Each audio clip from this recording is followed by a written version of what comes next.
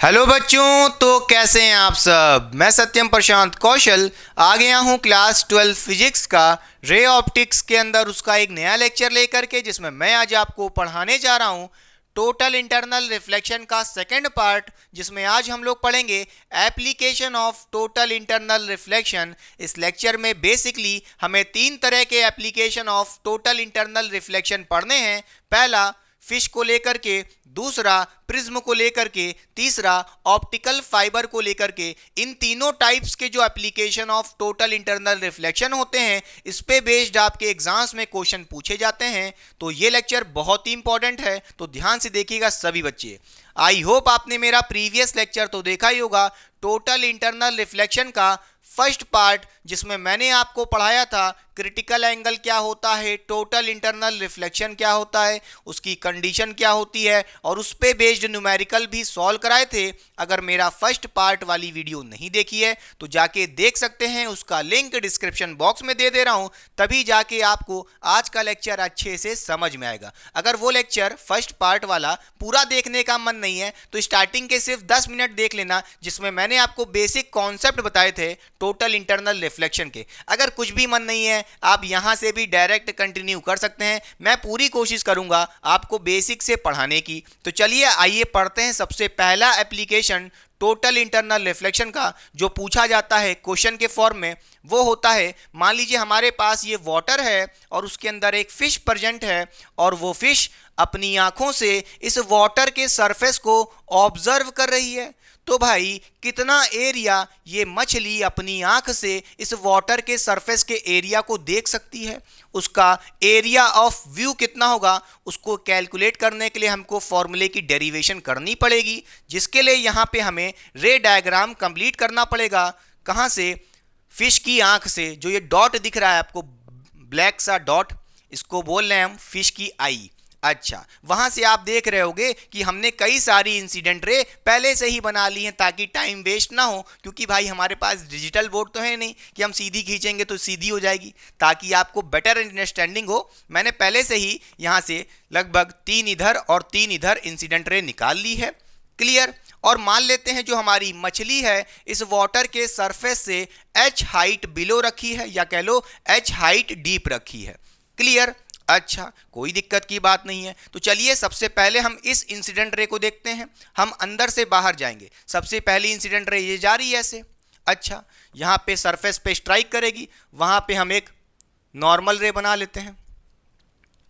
भाई हमने यहाँ पे एक नॉर्मल रे ऐसे बना लिया है, ठीक है, कोई दिक्कत नहीं है। और नॉर्मल से इंसिडेंट रे तक का एंगल होता है एंगल ऑफ इंसिडेंस। अभी हमने बहुत छोटा सा एंगल ऑफ इंसिडेंस दिया, ये रे ऐसे जाना चाहती थी, मगर आपको पता है डेंसर से रेयर मीडियम में जा रही है, यानी कि वाटर से एयर में जा रही है, जिसकी वजह से अवे द नॉर्मल बेंडिंग होगी। भाई नॉर्मल रे ये हमारी नॉर्मल है, ये इंसिडेंट रे ऐसे जाना चाहती थी मगर अवे द बेंडिंग हो जाएगी। तो आप यहां से कहोगे ये लो अवे हो गई बेंडिंग, ठीक है, कोई दिक्कत नहीं है। इसी तरह ये सबसे पहली इंसिडेंट रे जो लेफ्ट साइड प्रेजेंट है वो भी ऐसे जाना चाहती थी। हम यहाँ पे सबसे पहले एक नॉर्मल रे बना लेंगे सरफेस के परपेंडिकुलर, ठीक है। और नॉर्मल रे से एंगल क्या होता है इंसिडेंट रे तक का? Angle of incidence. जैसे एंगल आई यहाँ था वैसे एंगल आई यहाँ पे भी है, सब कुछ सिमेट्रिकल चल रहा है। ये इंसिडेंट रे ऐसे जाना चाहती थी मगर डेंसर से रेयर जा रही है, तो अवे द नॉर्मल बेंडिंग हो जाएगी। अवे द नॉर्मल बेंडिंग हो जाएगी तो आप कहोगे ये हमारी रिफ्रैक्टेड रे हो जाएगी, कोई दिक्कत नहीं है। तो आपसे मैं पूछूं, अगर आप 2 इंसिडेंट रे सबसे पहले बना लियो, उसके हिसाब से कितना एरिया ये मछली अपनी आंख से देख सकती है? तो आप कहोगे बच्चे ये रिफ्रैक्टेड रे जा रही है ऐसे, रिफ्रैक्टेड रे ऐसे जा रही है, ठीक है। तो इसका एरिया कितना होगा? सर्कुलर पाथ जरा बना लो यहां से। तो आप कहोगे मान लेते हैं ये हो गया आपका क्या, इतना एरिया वो देख सकती है मछली अपनी आंखों से, यही आपका क्या होगा? एरिया ऑफ व्यू होगा। क्या सिर्फ इतना ही एरिया इस वाटर के सरफेस के ऊपर ये मछली अपनी आंखों से देख सकती है? नहीं बच्चों, क्योंकि आप देख रहे हो कि भाई ये जो आसपास के एरिया होगा या एनवायरनमेंट होगा एयर में, ये तो मिस आउट हो गया है, सिर्फ इतना ही देख पा रही है। तो कितनी हद तक मछली अपनी आंखों से एरिया को देख सकती है, कितना ज़्यादा एरिया देख सकती है दूर तक। क्लियर? उसके लिए हमें यहाँ पे क्या करना पड़ेगा, कुछ और इंसिडेंट रे निकालनी पड़ेगी और उसका एंगल ऑफ इंसिडेंस धीरे धीरे इंक्रीज करना पड़ेगा। देखिए ये इंसिडेंट रे जा रही है, इसका एंगल ऑफ इंसिडेंस मैंने और इंक्रीज कर दिया। समझ रहे हो कि नहीं समझ रहे हो? तभी जाके ये एरिया कवर होगा जो मिस आउट हो गया है। क्लियर हुई बात कि नहीं? समझ में आ रहा है कि नहीं?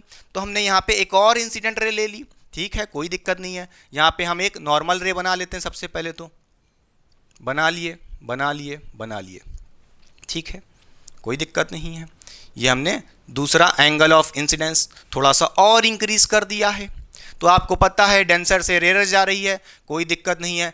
अवे द नॉर्मल बेंडिंग होनी है, इस बार बेंडिंग थोड़ी और ज़्यादा होगी।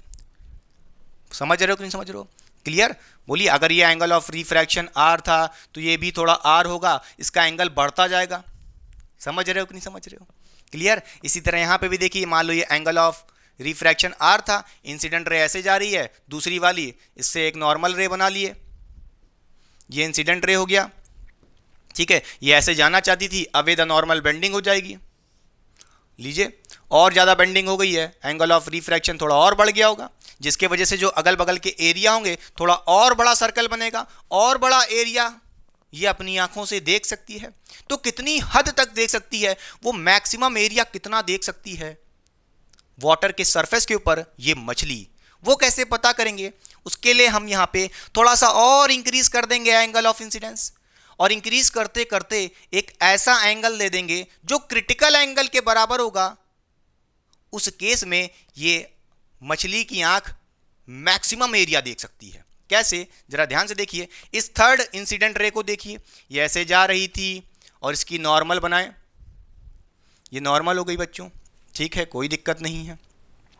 मान लेते हैं इस बार हमने एंगल ऑफ इंसिडेंस इतना दे दिया जो क्रिटिकल एंगल के बराबर है, यानी कि I बराबर C क्रिटिकल एंगल दे दिया।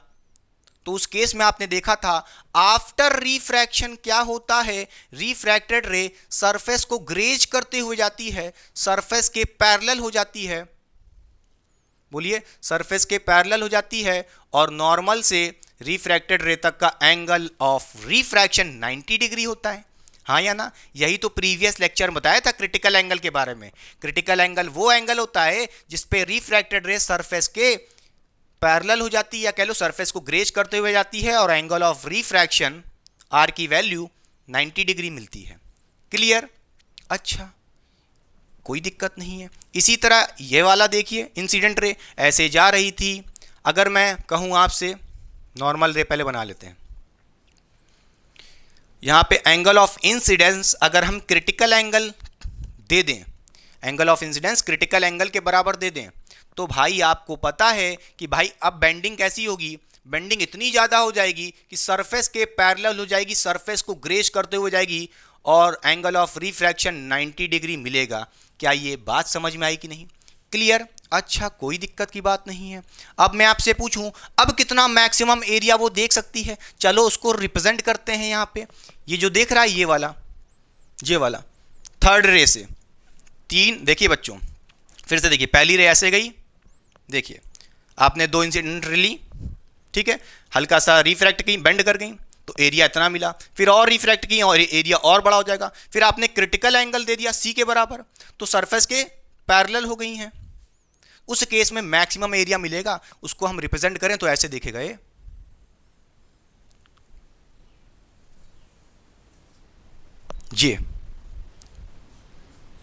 ये एरिया, ठीक है, समझ गए कि नहीं समझ गए? ये वो मैक्सिमम एरिया है जो अपनी मछली आंख से देख सकती है सरफेस के वाटर पे। क्या ये बात समझ में आई कि नहीं? क्या ये फील आया कि नहीं? क्लियर? बोलिए हाँ या ना। हमने पहले बहुत छोटे छोटे एंगल ऑफ इंसिडेंस दिए जिसकी वजह से पूरा एरिया नहीं कवर हो रहा था। हमने एंगल ऑफ इंसिडेंस इंक्रीज करते गए और इंक्रीज करते करते क्रिटिकल एंगल पे पहुंच गए। क्रिटिकल एंगल पे पहुंच जाएंगे तो ये रिफ्रैक्टेड रे पैरेलल हो जाएगी, और आप देख सकते हो कि भाई अब ये पूरा एरिया कवर हो सकता है जो इसके इधर वाला था। समझ गया कि नहीं समझ गया? पक्का? पहले बहुत छोटा सा एरिया मिल रहा था, अब और ज़्यादा मिल सकता है। क्लियर? समझ में आया कि नहीं? अब कई बच्चों के मन में ये भी तो सवाल होगा, अगर मैं कहूं कि भाई हमारा angle of incidence critical angle से भी ज़्यादा हो जाए। हाँ हाँ, सवाल तो होगा, कोई दिक्कत नहीं है। चलिए हम एक और रे ले लेते हैं। मान लीजिए ये हमने एक इंसिडेंट रे और ले ली है।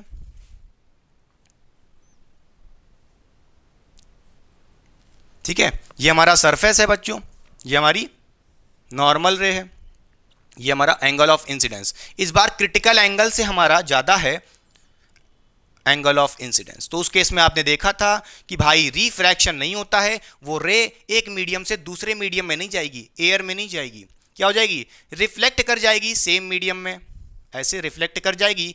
और टोटल इंटरनल रिफ्लेक्शन होता था, याद है कि नहीं याद है? TIR, total internal reflection. TIR short form में बोलते हैं। टोटल इंटरनल रिफ्लेक्शन को कब होता है? जब angle of incidence critical angle से ज्यादा होता है।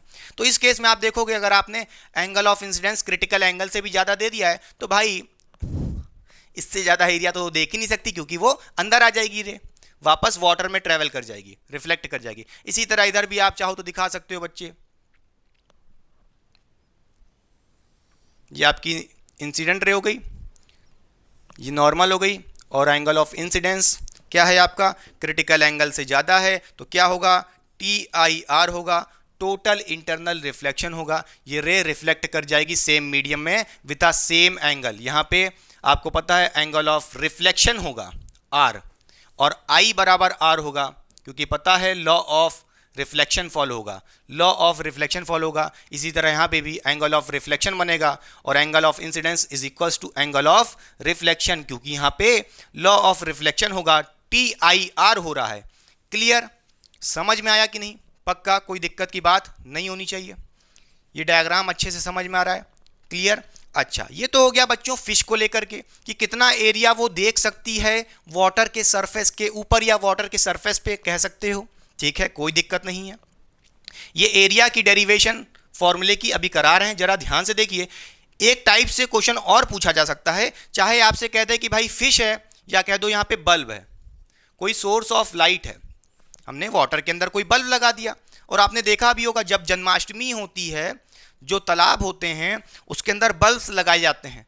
तो आपने कभी वाटर के अंदर ऐसे बल्ब लगा दो, और वाटर के सरफेस के ऊपर से जब देखोगे, बोलिए, ऊपर से जब देखोगे तो ऐसा लगता है कि नीचे से कुछ चमक रहा है, हाँ या ना? जब आप ऊपर से देखोगे ऐसे, तो ये जो एरिया देख रहे हो आप, इसको बोलेंगे क्या? एरिया ऑफ व्यू बोल लो, या क्या बोल सकते हो? Circle of illuminance. क्या बोल सकते हो? क्या? Circle of illuminance.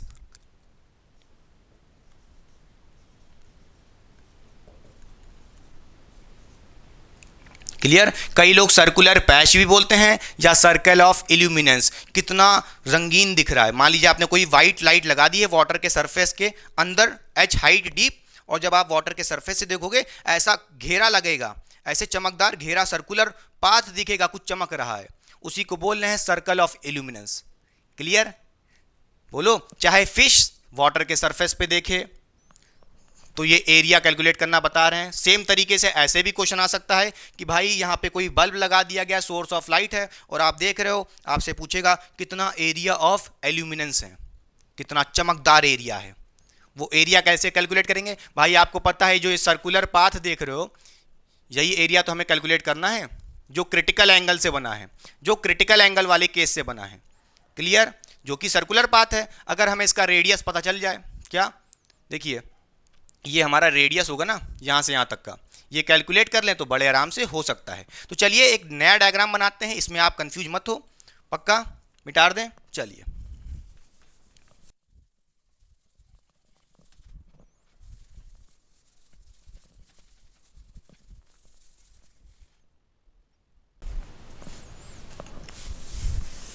चलिए बच्चों, ठीक है।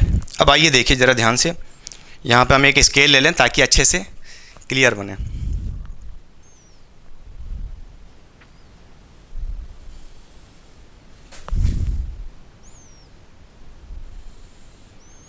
ठीक, कोई दिक्कत नहीं है। ठीक, मान लीजिए हमारा नीचे वाटर है बच्चों, जो कि डेंसर मीडियम है। ठीक है, डेंसर भी लिख लो यहाँ पे चाहो तो। और ऊपर हमारा यहाँ पे क्या है? रेयरर मीडियम है। जिसको हम लोग एयर भी कंसीडर कर सकते हैं। क्लियर? अच्छा, और ये हमारी फिश है, इस वाटर के सरफेस से मान लेते हैं कितनी हाइट है, डीप मान लेते हैं h हाइट, डीप हमारी ये मछली की आंख रखी है बच्चों। अब हमें कौन सी कहानी देखनी है, वो मैक्सिमम एरिया कितना ये मछली की आंख देख सकती है, ऑब्जर्व कर सकती है। उसके लिए हमें कौन सा सिर्फ रे देखना है, हमें उस एंगल से देना होगा इंसिडेंट रे को जो क्रिटिकल एंगल के बराबर है।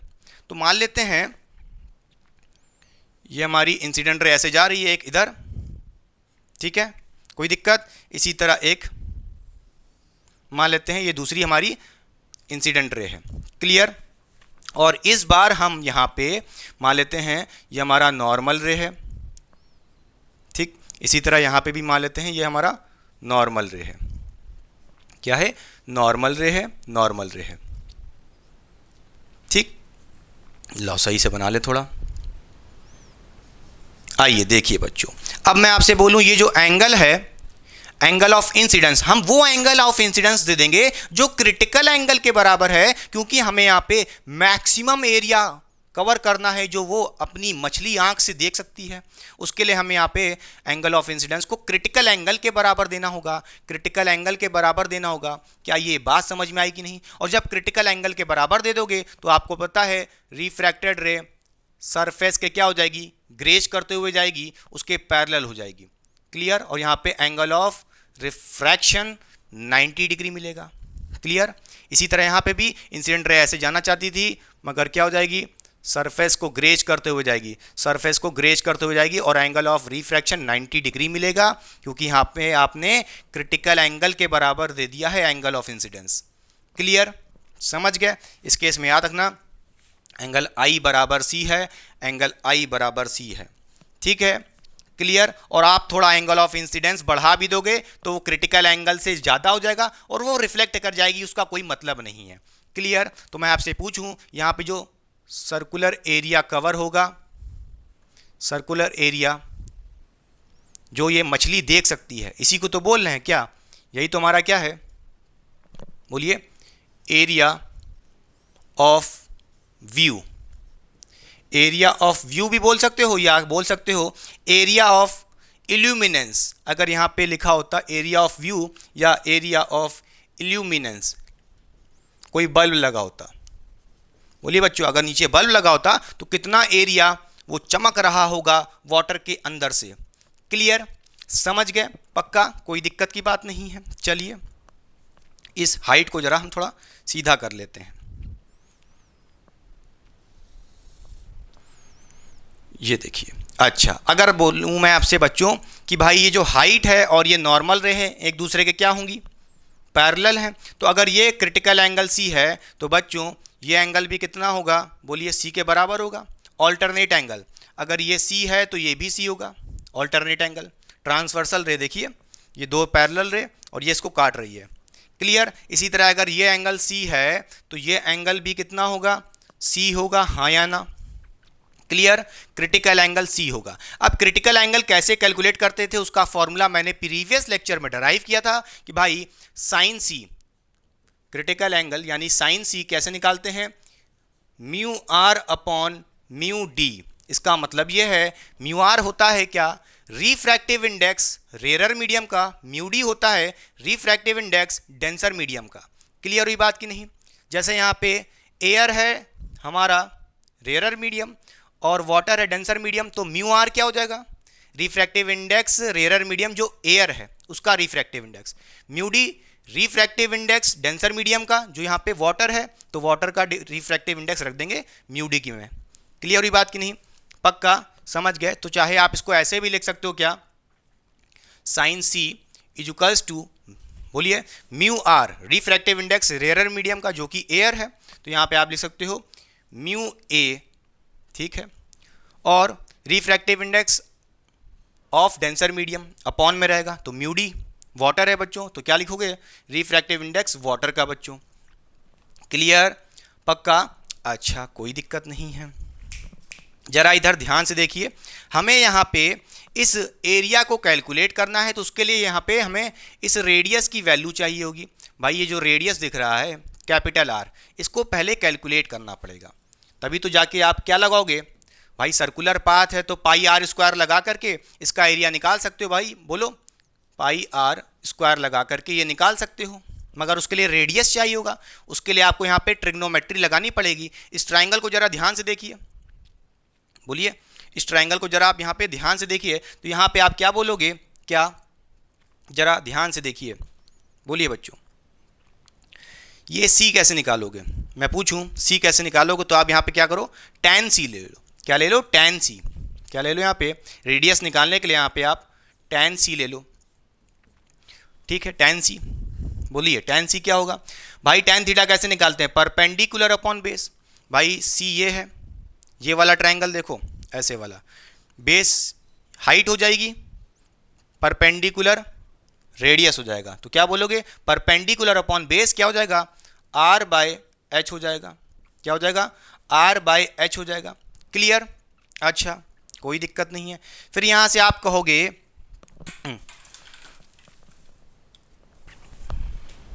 सॉरी बच्चों कैप गिर गई थी, जरा ध्यान से देखिए, अब तक हमने देखा कि हमने इस ट्राइंगल को लगा करके बड़े आराम से tan सी की वैल्यू कैलकुलेट कर ली है, r बाई एच आ गई है, यहाँ से आप कैपिटल R यानी कि रेडियस की वैल्यू कैलकुलेट कर सकते हो, कैसे, जरा ध्यान से देखिए, capital R is equals to हो जाएगा h tan c, ठीक है भाई, स्मॉल h यानी कि आपको डेप्थ ऑफ फिश गिवन होगी from the surface of water, question में गिवन होगी, और tan c कैसे निकालोगे, सबसे पहले आपको यहाँ पे tan c निकालना होगा, तभी जाके आप रेडियस कैलकुलेट कर सकते हो, क्योंकि h पता है, tan c कैलकुलेट करना आ जाए तो बड़े आराम से यहाँ पे रेडियस का फॉर्मूला बन सकता है।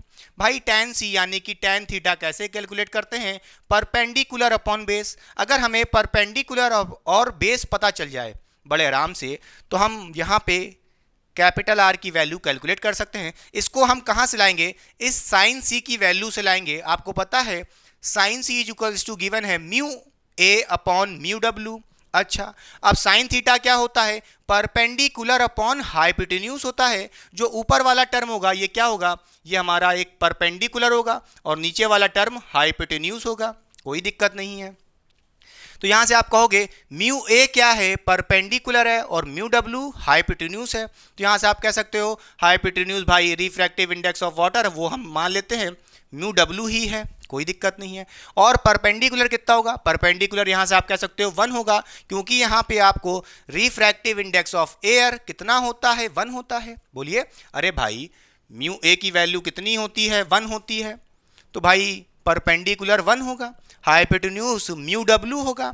यहाँ पे मैं आपसे पूछूं बेस क्या होगा, तो बेस कैलकुलेट करने के लिए पाइथागोरस थ्योरम लगा दो, आपने पढ़ी होगी, क्या होती है, बोलिए हाइपोटेन्यूज का square is equals to base का स्क्वायर प्लस परपेंडिकुलर का स्क्वायर, कोई दिक्कत नहीं है। भाई hypotenuse capital H small H से कंफ्यूज मत होइएगा, कैपिटल एच यहाँ पे हाइपोटेन्यूज है। अच्छा कितना है बच्चों, म्यू डब्ल्यू है, तो म्यू डब्ल्यू का यहाँ पे स्क्वायर हो जाएगा is equals to base calculate करना है बी की वैल्यू, बेस का स्क्वायर प्लस परपेंडिकुलर का स्क्वायर, कितना है, पी की वैल्यू 1 है, तो 1 का स्क्वायर बच्चों 1 ही रहेगा।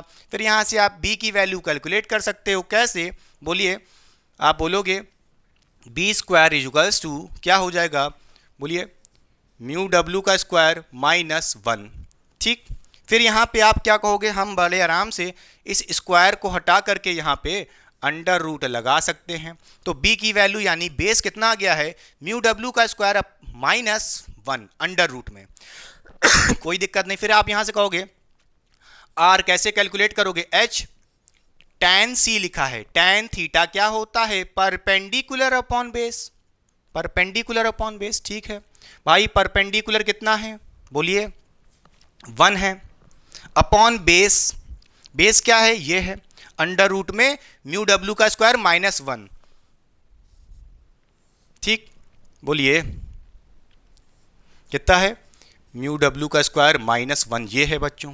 यहां से आप रेडियस कैलकुलेट कर सकते हो, कितना आ जाएगा, बोलिए यहां से आप बोलोगे, इसको जरा सिंप्लीफाई करें तो कितना आ जाएगा, h बाय अंडर रूट में म्यू डब्ल्यू का स्क्वायर माइनस 1 बच्चों, ये आ गया रेडियस, किसका रेडियस, इस सर्कुलर पैच का जो एरिया था उसकी आर की वैल्यू आ गई है रेडियस की कितनी, h बाय अंडर रूट में म्यू डब्ल्यू का स्क्वायर -1, बड़े आराम से, कोई दिक्कत नहीं है। अगर आपसे यहाँ पे कोई पूछे बच्चों एरिया क्या होगा, एरिया क्या होगा, एरिया कैसे कैलकुलेट करते हैं सर्कुलर पैच का या कह लो सर्कुलर पाथ का, पाई आर स्क्वायर लगा दो बड़े आराम से। तो भाई आप कहोगे एरिया क्या हो जाएगा, एरिया क्या हो जाएगा पाई कैपिटल आर स्क्वायर, कोई दिक्कत नहीं है, पाई को वहीं रहने दो, ठीक। आर की वैल्यू क्या है, ये है बच्चों, इसका स्क्वायर कर दो तो यहां से आप कह सकते हो यहां हो जाएगा h का स्क्वायर अपॉन, बोलिए अंडर रूट कैंसिल हो जाएगा जब उसका स्क्वायर होगा, तो हो जाएगा म्यू डब्ल्यू का स्क्वायर -1। यहां से आप एरिया कैलकुलेट कर सकते हो, कैसे, बड़े आराम से, पाई h square upon mu W का स्क्वायर -1 बच्चों। म्यू डब्ल्यू क्या है, रिफ्रैक्टिव इंडेक्स वाटर का, या वो कह लो जिसमें आपकी फिश प्रेजेंट है, समझ गए कि नहीं समझ गए, जरूरी थोड़ी ना कि फिश हमेशा वाटर में होगी, क्या पता कोई दूसरा रिफ्रैक्टिव इंडेक्स का मीडियम ले लिए, समझ गए। तो mu W refractive index generally water का ही होगा, या कह लो जिसमें फिश प्रेजेंट है, क्लियर समझ गया कि नहीं समझ गया। तो कौन कौन से फॉर्मूले आपको याद रखने हैं, पहली बात, पहला तो ये सबसे basic formula tan c equals to क्या होता है, बोलिए refractive index of rarer medium upon refractive index of denser medium, clear. और रेयरर मीडियम जनरली एयर होगा और डेंसर वाटर होगा, तो ये भी याद रख सकते हो tan c equals to mu a upon mu w, मगर बेसिक पकड़ो, पहला फॉर्मूला ये हो गया। दूसरा फॉर्मूला आपने जो देखा रेडियस का, ये फॉर्मूला हो गया कैपिटल आर, इस सर्कुलर पाथ का रेडियस कैसे कैलकुलेट करेंगे, इससे कैलकुलेट करेंगे। क्या पता आपसे पूछे कि जो सर्कुलर पैच बना है या सर्कल ऑफ इल्यूमिनेंस है, क्या सर्कल ऑफ इल्यूमिनेंस या कह लो एरिया ऑफ इल्यूमिनेंस है, उसका डायामीटर कितना है, तो भाई रेडियस पता है, ये आर है तो ये भी आर होगा, तो यानी कि डायमीटर निकालना है तो 2r कर देना, आर को 2 से मल्टीप्लाई कर देना, डायमीटर आ जाएगा, ठीक है समझ गए, कोई दिक्कत नहीं है। और यहाँ पे आप देख सकते हो हमारा तीसरा फॉर्मूला एरिया कैसे निकालेंगे, पाई आर स्क्वायर, इस फॉर्मूले से निकालेंगे बड़े आराम से। अरे भाई क्यों रट रहे हो, पाई h square by mu W का स्क्वायर -1, अरे आर की वैल्यू पता है, पाई आर स्क्वायर रख देंगे, आर की वैल्यू रख देंगे, खत्म, फॉर्मूला बन गया। ये हमारा हो गया थर्ड फॉर्मूला, क्या हो गया, थर्ड फॉर्मूला। बड़े आराम से आप ये एरिया निकाल सकते हो, कितना वो ऑब्जर्व करेगी या कितना सर्कल ऑफ इल्यूमिनेंस होगा अगर हमारे पास नीचे कोई बल्ब है, क्लियर समझ गए। कॉपी करिए, साइड हो रहे हैं, फिर करते हैं इस पे पेश क्वेश्चन। तो आइए बच्चों चलिए सॉल्व करते हैं क्वेश्चन नंबर 1 इस लेक्चर का। बहुत ही ताबड़तोड़ क्वेश्चन है, क्योंकि इस टाइप के क्वेश्चन आपके जेई और नीट जैसे एग्जाम्स में पूछे जाते हैं। तो ध्यान से देखिए क्वेश्चन में हमसे क्या कह रहा है, A fish is looking up through a water, sees the outside world contained in a circular horizon. If the refractive index of water is 4/3 and fish is 12 centimeter below the surface of water, find the radius and area of circular field looked up by fish. Question में हमसे क्या कह रहा है, ये आपको diagram के through explain करते हैं। मान लीजिए ये हमारा सरफेस ऑफ वाटर है बच्चों, इसके नीचे क्या रखी है, इस वाटर में एक फिश रखी है बच्चों, और सरफेस ऑफ वाटर से कितना रखी है नीचे, बोलिए 12 सेंटीमीटर बिलो रखी है, यानी कि आपको डेप्थ गिवन है 12 सेंटीमीटर। अच्छा अब मैं आपसे पूछूं भाई, ये जो फिश है इस वाटर के सरफेस को जब देख रही होगी आउटसाइड वर्ल्ड को, तो कितना एरिया वो कवर करेगी। तो मान लेते हैं उसका जो सर्कुलर पैच होगा, एरिया ऑफ फील्ड होगी, वो कुछ ये होगी बच्चों, हाँ या ना, बोलिए। यहां पे आपके पास एक सर्कुलर एरिया बन रहा है, इसका कुछ ना कुछ रेडियस होगा। सबसे पहले आपको इससे क्वेश्चन में कह रहा है फाइंड द रेडियस, यानी कि कैपिटल आर की वैल्यू निकालनी है, और साथ ही साथ क्या कैलकुलेट करना है, एरिया, बोलिए बोलिए बच्चों, एरिया कैलकुलेट करना है। अगर भाई इस सर्कुलर पैच का जितना एरिया ये देख रही है, इसका अगर आपके पास रेडियस मिल जाए कैपिटल आर की वैल्यू, तो बड़े आराम से पाई आर स्क्वायर लगा करके हम एरिया की वैल्यू कैलकुलेट कर सकते हैं, क्लियर। क्वेश्चन में और क्या गिवन है भाई, ये फिश कहां पे है, वाटर में है, और वाटर का रिफ्रैक्टिव इंडेक्स म्यू डब्ल्यू की वैल्यू गिवन है 4/3, क्लियर। तो चलिए सबसे पहले रेडियस निकालते हैं। रेडियस का फॉर्मूला होता है, बोलिए, capital R is equals to H by under root में होता है म्यू W का स्क्वायर -1 बच्चों। ठीक है, H की वैल्यू यानी कि आपको डेप्थ ऑफ फिश गिवन है from the surface of water, कितना है बिलो सरफेस ऑफ वाटर, कितना गिवन है, H की वैल्यू 12 सेंटीमीटर है, यहां पे रख दीजिए।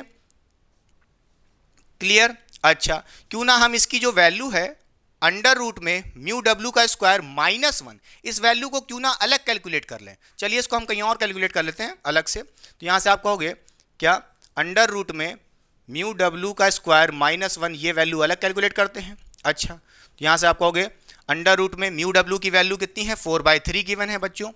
ठीक है, रख दिए, और उस पर स्क्वायर भी है, कर दिए, -1 है। फिर यहां से आप कहोगे अंडर रूट में हो जाएगा 4/3 का स्क्वायर हो जाएगा 16/9 हो जाएगा -1।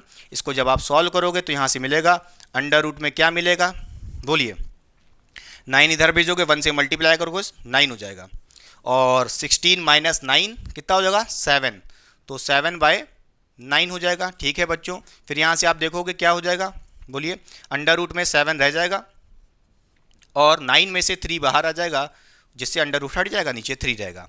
तो यहाँ से आप देख सकते हो अंडर रूट में म्यू W का स्क्वायर -1, इसकी वैल्यू आपने डिनोमिनेटर वाले की निकाल ली है, कितनी, अंडर रूट 7/3 बच्चों। क्लियर। अच्छा, फिर इसको सॉल्व करने के लिए यहाँ से आप कह सकते हो R क्या हो जाएगा, बोलिए, 12, 3 बच्चों जो डिनोमिनेटर में ये ऊपर चला जाएगा, मल्टीप्लाई हो जाएगा 12 से, और अपॉन में अंडर रूट 7 रहेगा। क्लियर। अच्छा, तो यहाँ से आप कह सकते हो आपकी रेडियस की वैल्यू कितनी आ रही है, 36/√7 सेंटीमीटर में आ रही होगी। क्लियर। तो आपका आंसर क्या होगा, रेडियस की वैल्यू कितनी आ रही है, 36/√7 सेंटीमीटर। क्लियर। अच्छा, अगर आपसे कोई कह रहा है कि भाई रेडियस आ गया है तो ये कितना एरिया देख रही होगी, इसका एरिया कैसे कैलकुलेट करोगे, भाई ये एरिया कैसा होगा, सर्कुलर फॉर्म में होगा। क्लियर।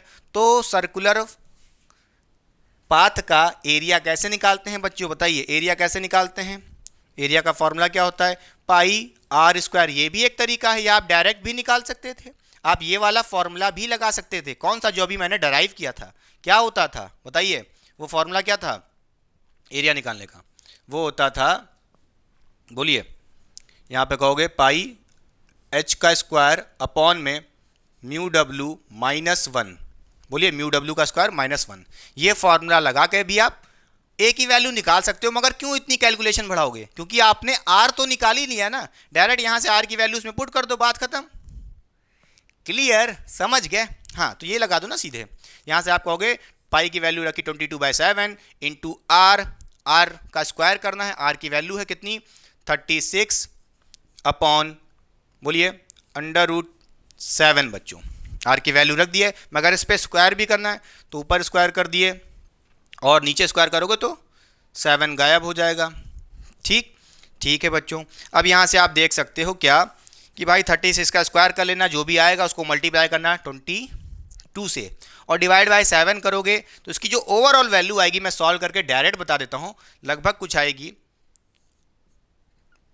581.8, लगभग ये कुछ आएगी सेंटीमीटर स्क्वायर। क्लियर। बोलिए बच्चों, ये आ गया अपना एरिया। आप यहां से भी लगाओगे, भाई पाई की वैल्यू रखना, एच की वैल्यू रखना, म्यू W की वैल्यू रखना, इससे भी डायरेक्ट निकाल सकते हो एरिया, कोई दिक्कत नहीं है। ये फॉर्मूला तब लगाना जब रेडियस निकालने को बोला ही ना हो, डायरेक्ट बोले कि एरिया बताओ। क्लियर, समझ गए। अच्छा, तो बच्चों ये था फिश से रिलेटेड क्वेश्चन जो आपसे पूछा जा सकता है। नोट करने वाली बात क्या है, यहाँ पे एक और टाइप से क्वेश्चन बन सकता है जो मैं आपको बता दे रहा हूँ, सिर्फ सॉल्व कराने का कोई मतलब नहीं है। फिश की जगह कह देगा यहाँ पे हमारे पास कोई बल्ब है, तो उस केस में यहाँ पे क्या, इस सर्कुलर पैच नहीं बोलेंगे, उस केस में बोलते हैं circle of illuminance, area of circle of illuminance, क्योंकि जब कोई बल्ब लगा दोगे वाटर के अंदर तो ऊपर से चमकदार एक उजेला लगेगा, इल्यूमिनेंस होगा।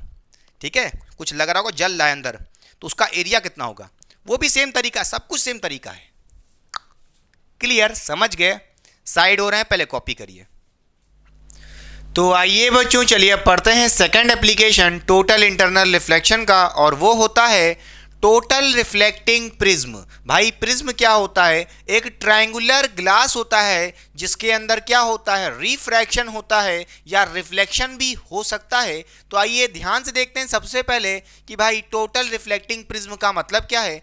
A right angle isosceles prism that is, जिसमें एंगल 45 डिग्री हो, एक 90 डिग्री हो और फिर 45 डिग्री हो, उस प्रिज्म को बोलते हैं क्या? Is called total reflecting prism. जैसा कि आप यहाँ पे देख पा रहे होगे, ये हमारा एक राइट एंगल आइसोसेलेस प्रिज्म है जिसके अंदर एक एंगल 45 डिग्री है, फिर 90 डिग्री मिल रहा है, फिर जाके एक 45 डिग्री का एंगल मिल रहा है। ये बच्चों जो प्रिज्म है किसका बना होता है?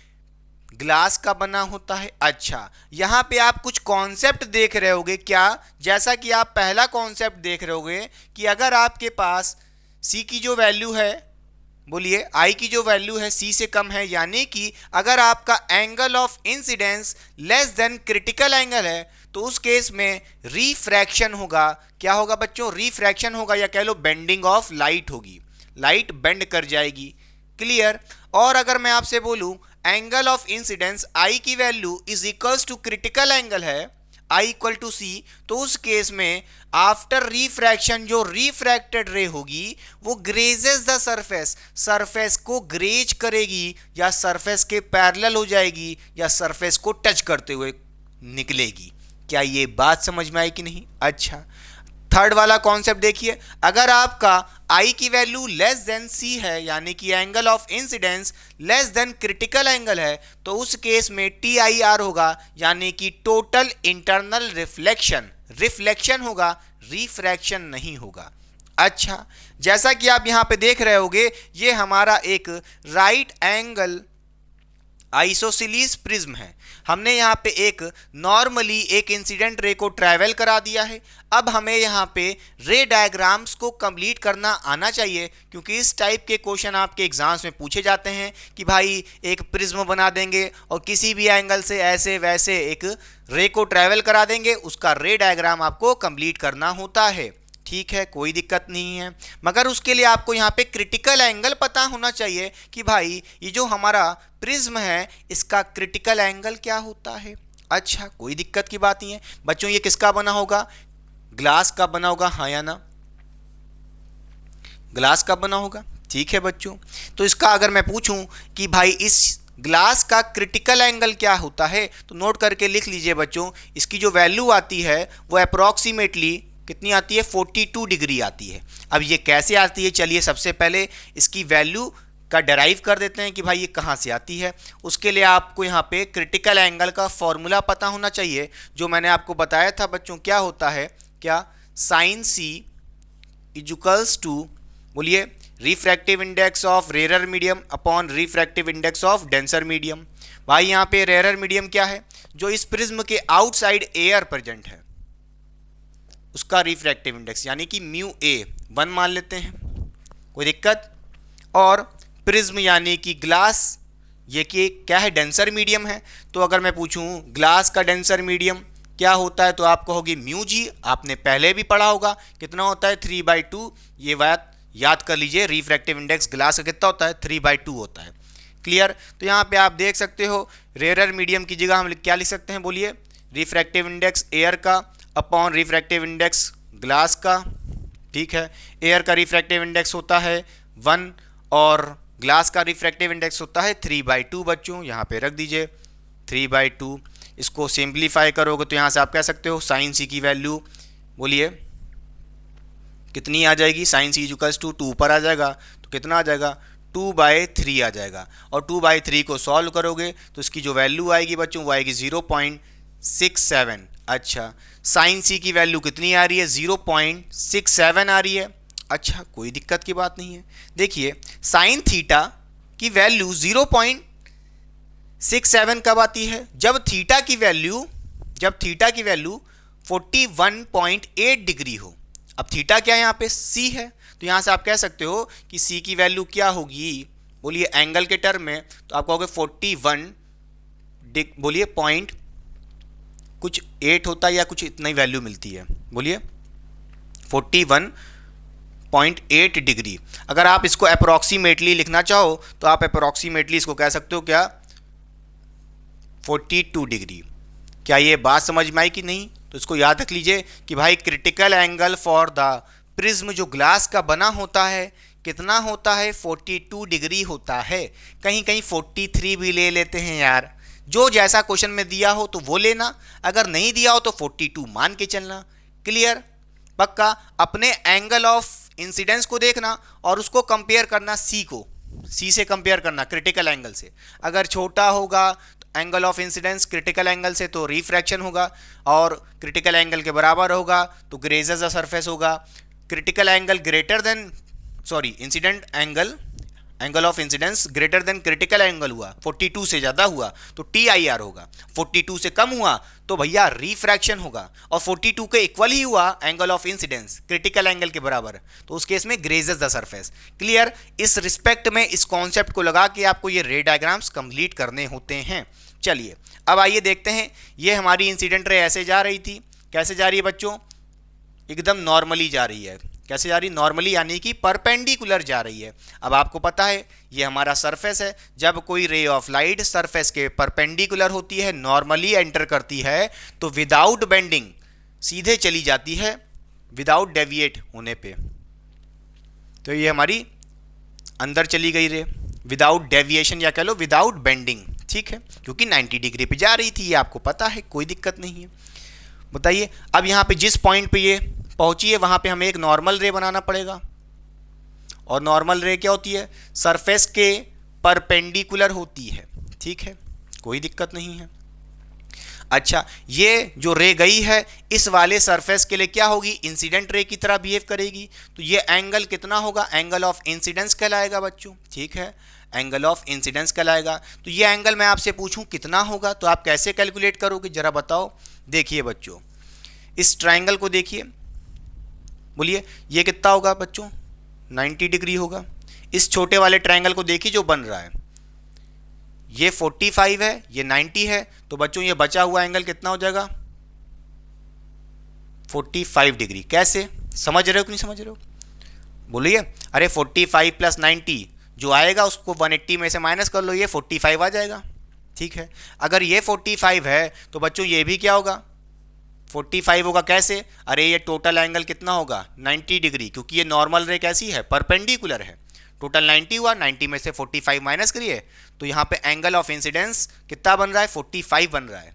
एंगल ऑफ इंसिडेंस कितना बन रहा है, 45 बन रहा है, ठीक है, कोई दिक्कत नहीं है। और हमारा क्रिटिकल एंगल कितना होता है ग्लास के लिए, 42 होता है। क्या होता है, क्रिटिकल एंगल 42 होता है, अप्रॉक्सीमेटली कह सकते हैं डिग्री में, ठीक है। तो आप जैसा कि देख पा रहे होगे क्या कि जो आपका एंगल ऑफ इंसिडेंस है ग्रेटर देन क्रिटिकल एंगल है, क्या क्रिटिकल एंगल से ज़्यादा है एंगल ऑफ इंसिडेंस, वही 45 डिग्री 42 से बड़ा है। तो उस केस में क्या होगा, टोटल इंटरनल रिफ्लेक्शन यानी कि TIR, यानी कि ये जो इंसिडेंट रे ऐसे जा रही थी वो रिफ्लेक्ट कर जाएगी सेम मीडियम में। अच्छा, रिफ्लेक्ट करेगी तो लॉ ऑफ रिफ्लेक्शन लगेगा, यानी कि angle of incidence angle of refraction के बराबर होगा। अच्छा, कोई दिक्कत की बात नहीं है, यानी कि 45 एंगल से इंसिडेंट हुई थी, 45 एंगल से ही रिफ्लेक्ट कर जाएगी, यानी कि ऐसे आ जाएगी नीचे, ठीक है। बोलिए बच्चों, ये 45 एंगल ऑफ इंसिडेंस था तो एंगल ऑफ रिफ्रैक्शन भी 45 होगा, क्योंकि यहां पे TIR हो रहा है, लॉ ऑफ रिफ्लेक्शन लगेगा। क्लियर? जब ऐसे जाएगी फिर परपेंडिकुलर हो गई है तो भाई सीधी चली जाएगी, ठीक है। पक्का समझ में आया कि नहीं आया? ये रे डायग्राम कैसे कंप्लीट करते हैं, कैसे इस कॉन्सेप्ट को लगाते हैं, क्लियर समझ गए होगे प्यारे बच्चों? बोलिए बोलिए बोलिए, ठीक है। साइड हो रहे हैं, पहले कॉपी करिए फिर करते हैं इस पे बेस्ड कुछ और एप्लीकेशन, जरा ध्यान से देखिएगा।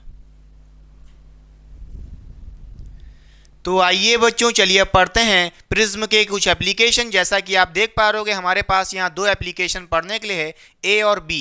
तो आइए पढ़ते हैं। सबसे पहले ए वाला एप्लीकेशन हमसे क्या कह रहा है, to deviate a ray through 90 degree such prism are used in periscope. ऐसे प्रिज्म को हम लोग पेरिस्कोप में यूज करते हैं। कैसे प्रिज्म बच्चों, ऐसे प्रिज्म जो रेस को 90 डिग्री डेविएट कर देते हैं, यानी कि उस प्रिज्म को हम कहाँ यूज करते हैं, पेरिस्कोप में। जो यहाँ पे फिगर आप ए देख रहे हो, ये क्या रिप्रेजेंट कर रहा है, सिंपल फंक्शनिंग ऑफ पेरिस्कोप। कि पेरिस्कोप क्या होता है, उसकी फंक्शनिंग कैसे होती है, ये फिगर नंबर ए रिप्रेजेंट कर रहा है। एक्चुअली में कैसा दिखता है एक्सटर्नली, वो आपने मूवीज में देखा होगा कि भाई जो अपनी इंडियन आर्मी है उसके पास सबमरीन्स होती हैं, वो अंडरग्राउंड रहती हैं, मगर उनको जब एनिमी को देखना है तो पानी से बाहर आकर अगर वो देखेंगी तो भाई एनिमी उसको डिस्ट्रॉय कर सकती है। एनिमी को पता चल जाएगा कि भाई उनको कोई देख रहा है। यानी कि सबमरीन को ऐसे देखना होता है, एनिमीज को टारगेट करना होता है कि भाई जो एनिमी है वो सबमरीन्स को ना देख पाए। तो सबमरीन्स नीचे रहती हैं, वो अंदर से देखती हैं और उसमें से एक पाइप निकलती है वाटर के बाहर, छोटी सी, जैसा कि आप यहां देख रहे हो, छोटी सी एक पाइप निकली है। ऑब्जेक्ट यहां पे वो एनिमी है जिसको वो देख रही है। समझ रहे हो कि नहीं समझ रहे हो? और उसमें से रेज आती हैं, उनकी आंखों में इमेज बन जाती है कि भाई एनिमी कहाँ है, क्या कर रही है। ठीक है, समझ गए? तो देखिए बच्चों, मान लीजिए हमारे पास ये क्या है, एक पेरिस्कोप है जिसके अंदर बच्चों यहाँ पे हमने क्या यूज किया है, एक प्रिज्म यूज किया है, एक इसी तरह नीचे प्रिज्म यूज किया है। होता क्या है, मान लो कोई ऑब्जेक्ट है या एनिमी है, ये वाटर के बाहर कुछ कर रहा है, गतिविधि कर रहा है, तो उस ऑब्जेक्ट में से क्या है, सोर्स ऑफ लाइट होती है। भाई ऑब्जेक्ट क्या है, सोर्स ऑफ लाइट है। तो दो रेज हमने प्रिज्म के परपेंडिकुलर ले ली हैं सरफेस के नॉर्मली। अब आपको पता है ये ऐसे जाएगी तो क्या होगा, टोटल इंटरनल रिफ्लेक्शन हो जाएगा। कौन सा प्रिज्म यूज कर रहे हैं, ऐसा प्रिज्म जो 90 डिग्री डेविएट कर दिए। अभी जस्ट पहले दिखाए थे, ये रेज ऐसे जाना चाहती थी, डेविएट होकर के 90 डिग्री ऐसे आ गई है, टोटल इंटरनल रिफ्लेक्शन हो गया है। दोनों रेज ऐसे आ गई प्रिज्म के पास, फिर आने के बाद फिर से 90 डिग्री डेविएट कर जाएंगी, फिर ऐसे चली जाएगी और कजरारी आंखों से आप देख सकते हो कि भाई एनिमी क्या कर रहा है। क्लियर? समझ गए कि नहीं समझ गए? अब एक्चुअली में पेरिस्कोप कैसा दिखता है, उसकी फिगर मैं आपके सामने एडिट करके डाल देता हूं, देखिए। ठीक, अरे आपने देखा होगा यार मूवीज में भी। चलिए, अब डिजिटल बोर्ड तो है नहीं कि भाई एक क्लिक करें गूगल से इमेज ले आए, कहाँ से ले आएंगे यार, इतना मुश्किल से बना है क्लियर डायग्राम, बहुत समय लगा है, देखने में आसान होगा कि भाई तुरंत बना दिए, ऐसा नहीं होता है। आइए देखते हैं बी वाला एप्लीकेशन क्या कर रहा है, to invert an image with deviation of ray through 180 degree such prism is called porous prism। अच्छा, इसका भी फंक्शनिंग देख लेते हैं। ये मान लीजिए हमारे पास बी वाला जो फिगर है ये पोरोस प्रिज्म है। अच्छा, कोई डिफरेंस नहीं है, देखिए 45 90 डिग्री 45 सब में वही है, बस यहाँ पे हमने थोड़ा सा इसको ऐसे यूज कर लिया टेढ़ा करके। ठीक, अच्छा, और हमने यहाँ पे मान लीजिए ये ए बी हमारा क्या है बच्चों, एक ऑब्जेक्ट है।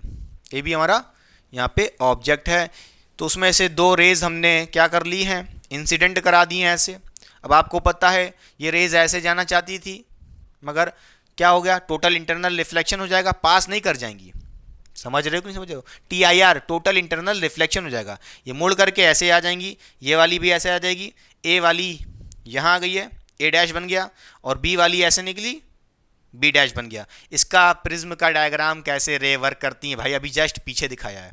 ऐसे गई, रिफ्लेक्ट कर गई, बोलिए अरे यार देख लो, ये नॉर्मल बना ली, ये 45 तो ये भी 45 एंगल होगा, हाँ या ना? समझ रहे हो कि नहीं समझ रहे हो? बोलिए। और इसका क्रिटिकल एंगल कितना होगा, 42 होगा। 45 क्या है, बड़ा है क्रिटिकल एंगल से, तो उस केस में टोटल इंटरनल रिफ्लेक्शन होगा, ये आगे थोड़ी ना जाएगी, रिफ्रैक्शन थोड़ी ना होगा, TIR होगा। ऐसे गई, इसी तरह बी वाली भी ऐसे गई बच्चों, बी डैश बन गई, ए का बना ए डैश, बी का बना बी डैश। और आप देख रहे हो ऑब्जेक्ट ए बी ऐसे रखा था और image A dash B dash, देखिए ए वाला पलट गया है, ऐसे इन्वर्ट हो गई इमेज। ऑब्जेक्ट ऐसे रखा था ए बी, अब क्या बन रहा है, बी डैश ए बी, पलट गई है इमेज। तो वही कह रहे हैं कि भाई टू इन्वर्ट एन इमेज और विथ डेविएशन ऑफ 180 डिग्री। कितना एंगल ऑफ डेविएशन है, 180 डिग्री का। अब कहोगे कैसे, देखिए बच्चों, इंसिडेंट रे ऐसे जा रही थी, इंसिडेंट रे ऐसे जा रही थी, ठीक है, अगर ए से देखें इंसिडेंट रे ऐसे जा रही है, मान लो ऐसे जा रही है, ठीक, ऐसे जा रही है, ए वाली इंसिडेंट रे ऐसे गई, फिर ऐसे आई, फिर ऐसे आई, देखिए ऐसे कैसे आ रही है, ऐसे आ रही है, किस तरफ आ रही है, इस तरफ आ रही है, तो कितना एंगल ऑफ डेविएशन है, 180 डिग्री का। क्लियर हुई बात कि नहीं, समझ गए, पक्का। साइड हो रहे हैं, पहले कॉपी करिए, फिर करते हैं कुछ और एप्लीकेशन। तो आइए बच्चों, चलिए पढ़ते हैं प्रिज्म का थर्ड एप्लीकेशन जो हमसे क्या कह रहा है, आइए ध्यान से देखते हैं। To invert an image without deviation of ray, इसीलिए हम इसको बोलते हैं इरेक्टिंग प्रिज्म। अच्छा, मान लीजिए आपके पास कोई ऑब्जेक्ट है जो कि इन्वर्टेड रखा है, और उसको अगर आपने इस प्रिज्म के इस साइड से देख लिया, या कह लो इसकी जो इमेज बनेगी इरेक्ट बनेगी, ऑब्जेक्ट उल्टा रखा था, इमेज सीधी हो जाएगी। क्लियर, इसलिए इसको बोलते हैं इरेक्टिंग प्रिज्म भी। Such prism are used in binocular, और नोट करिएगा जो ऐसे प्रिज्म होते हैं कि भाई उनमें जो डेविएशन ऑफ रे होता है बिल्कुल भी नहीं होता, क्या बोला है, विदाउट डेविएशन ऑफ रे। अच्छा, कोई दिक्कत की बात नहीं, चलिए अभी आपको दिखाते हैं कैसे। ये मान लीजिए हमारे पास कोई एक प्रिज्म है, और भाई ये 90 डिग्री पे होगा, बोल देते हैं हम आपको पहले से ही, और ये 45 डिग्री पे होगा, और ये भी 45 डिग्री पे है बच्चों। अच्छा, हमने यहाँ पे एक ऑब्जेक्ट लिया है, वो भी इन्वर्टेड लिया है, उसमें से दो रेज पैरेलल निकाल दी हैं और इंसिडेंट करा दी हैं इस प्रिज्म के इस वाले सरफेस पे। अब आप जैसा कि देख रहे होगे, ये जो हमारी इंसिडेंट रे जा रही हैं इस सरफेस के परपेंडिकुलर ऐसे नहीं जा रही हैं, कुछ ऑब्लिक जा रही हैं, किसी एंगल से जा रही हैं, या कह लो तिरछा जा रही हैं। तो ये मत कहना कि भाई ये सीधी चली जाएंगी, सीधी तो तब जाती है जब आपकी जो रे होती है सरफेस के परपेंडिकुलर होती है, अगर ऐसे गई होती तो सीधी चली जाती, मगर ये तो कुछ तिरछी जा रही है ना, देखिए सरफेस ऐसा है, कुछ एंगल से जा रही है, तो इसलिए सीधी नहीं जाएगी। अच्छा, कोई दिक्कत की बात नहीं है। अब आप कहोगे भाई सीधी नहीं जाएगी तो कैसे जाएगी, रिफ्रैक्ट कर जाएगी, बेंडिंग हो जाएगी, क्योंकि एयर से ग्लास में जा रही है, रेयरर से डेंसर मीडियम में जा रही है, तो ऐसे जाना चाहती थी, तो बोलिए टूवर्ड्स द नॉर्मल बेंडिंग हो जाएगी। तो ये वाली रे ऐसे बेंड हो गई है, ये वाली ऐसे जा रही थी, ऐसे जाने की जगह टूवर्ड्स द नॉर्मल बेंडिंग हो गई है, दोनों रेज इस सरफेस पे स्ट्राइक कर गई हैं। अच्छा, फिर आप कहोगे भाई कि ये जो रेज स्ट्राइक की हैं ये रिफ्लेक्ट करके क्यों जा रही हैं, आप कहोगे इसको भाई ऐसे चले जाना चाहिए था, या इस वाली को ऐसे चले जाना चाहिए था। ग्लास है ना, ग्लास में से क्या होता है, रिफ्रैक्शन होता है, तो आप कहोगे ऐसे जाती, बेंड हो जाती। तो आइए समझाते हैं बच्चों क्या होगा कारण। देखिए, ये दोनों रेज रिफ्लेक्ट करके क्यों जा रही हैं, क्योंकि यहाँ पे TIR टोटल इंटरनल रिफ्लेक्शन हो रहा है। रीज़न को जरा समझिएगा, अगर मैं आपसे बोलूँ यहाँ पे ये नॉर्मल रे है, ड्रॉ कर लेते हैं, इसी तरह ये भी नॉर्मल रे ड्रॉ कर लेते हैं, तो ये एंगल ऑफ इंसिडेंस कितना होगा, 45 डिग्री होगा, और एंगल ऑफ रिफ्लेक्शन कितना होगा, 45 होगा। बोलिए, अरे एक सेकेंड, ये 45 होगा, ये एंगल भी कितना होगा, 45 होगा, ये एंगल भी 45 होगा। जैसा कि आप देख रहे हो कि आपका एंगल ऑफ इंसिडेंस कितना रहा है, 45 है बच्चों, और क्रिटिकल एंगल प्रिज्म का कितना होता है, 42 होता है। तो इस केस में आपने देखा कि जो एंगल ऑफ इंसिडेंस है ग्रेटर देन क्रिटिकल एंगल है, तो आपको पता है उस केस में क्या होगा, TIR टोटल इंटरनल रिफ्लेक्शन। समझ गए कि नहीं समझ गए, क्लियर। इसलिए ये इंसिडेंट रे जो अंदर जा रही है इस वाले सरफेस पे, इसको पार नहीं कर रही है। आपके मन में सवाल ये हो रहा होगा कि ये भाई ग्लास से एयर में जा रही है, डेंसर से रेयरर में, आप सोचोगे डेंसर से रेयरर जा रही है, तो आप कहोगे अवे द नॉर्मल बेंडिंग हो जाए, तो आप कहोगे कि भाई ये इसका ओरिजिनल पाथ था, ये अवे द नॉर्मल बेंडिंग हो गई है, नॉर्मल ये थी, अवे द नॉर्मल बेंडिंग हो जाती, इसी तरह इसकी भी अवे द नॉर्मल बेंडिंग हो जाती, और ये दोनों रेज ऐसे चली जाती, मगर ये नहीं होगा। क्यों, क्योंकि आप समझ गए हो यहाँ पे टोटल इंटरनल रिफ्लेक्शन हो रहा है। पक्का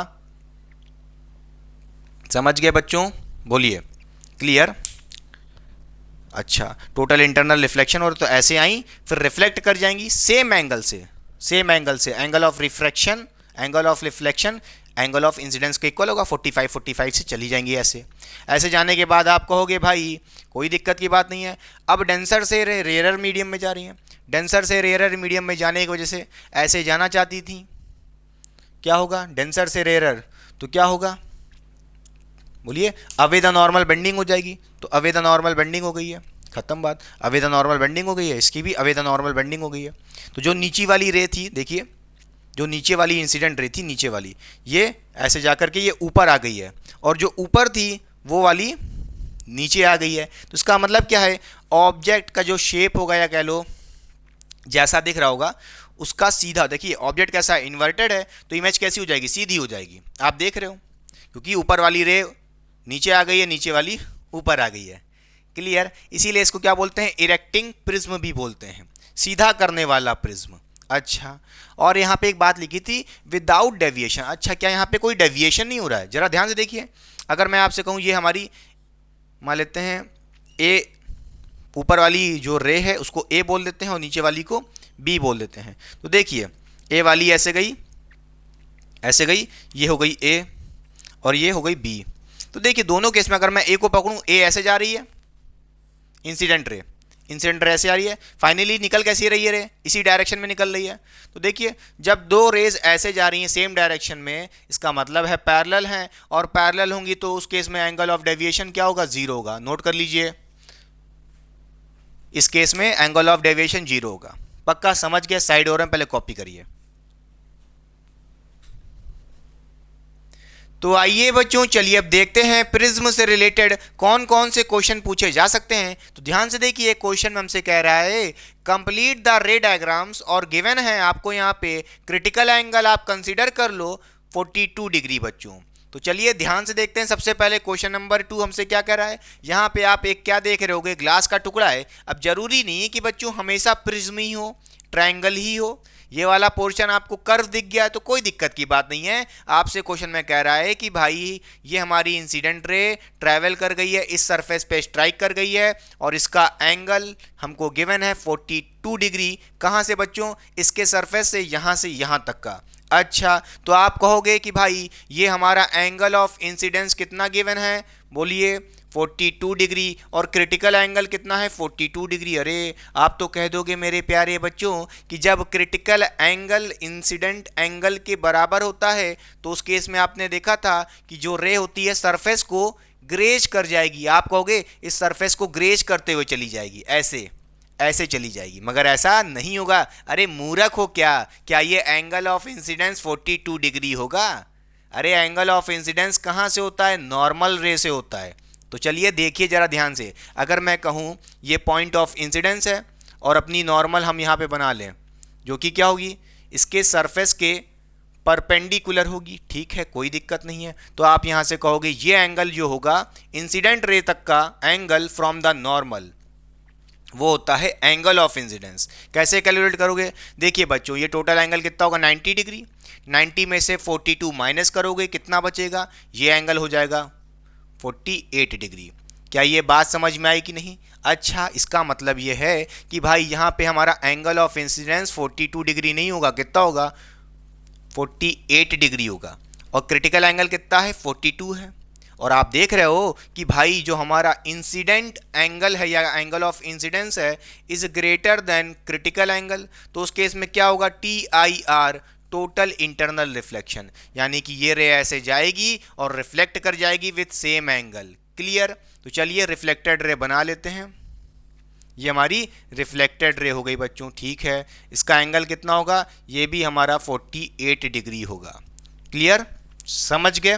पक्का? अच्छा, कोई दिक्कत नहीं है। फिर ये हमारी रे यहाँ पे स्ट्राइक कर गई है इस सरफेस के लिए, ये इसकी इंसिडेंट रे बन जाएगी। ठीक है, समझ गया, कोई दिक्कत नहीं है। तो उसके लिए हमें फिर से यहाँ पे एक नॉर्मल रे बनानी पड़ेगी सरफेस के परपेंडिकुलर। अच्छा, ये हमारी मान लो इंसिडेंट रे है, तो ये नॉर्मल से लेकर के एंगल कितना हो जाएगा, एंगल ऑफ इंसिडेंस किसके बराबर होगा।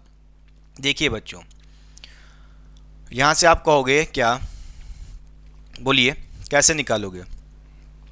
देखिए अगर ये बच्चों 48 डिग्री है, देखिए ये दोनों पैरेलल रेज हैं, अगर ये 48 डिग्री है तो ये भी कितना होगा बच्चों, बोलिए 48 डिग्री होगा।